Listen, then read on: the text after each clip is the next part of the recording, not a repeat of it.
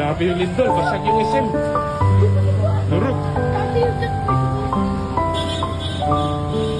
Durog yung SM, durog. Wow. Wala, basag yung SM, oh, basag. Durog yung SM. Lakas, grabe.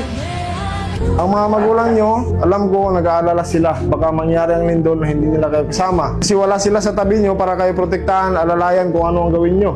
Kahit na mga bata pa kayo, kailangan nyong patuto. Kasi hindi sa lahat ng oras kasama nyo yung magulang nyo, ha? Ang lindol, walang pinipiling oras kung kailan mangyayari. Kahit saan pwede itong mangyari.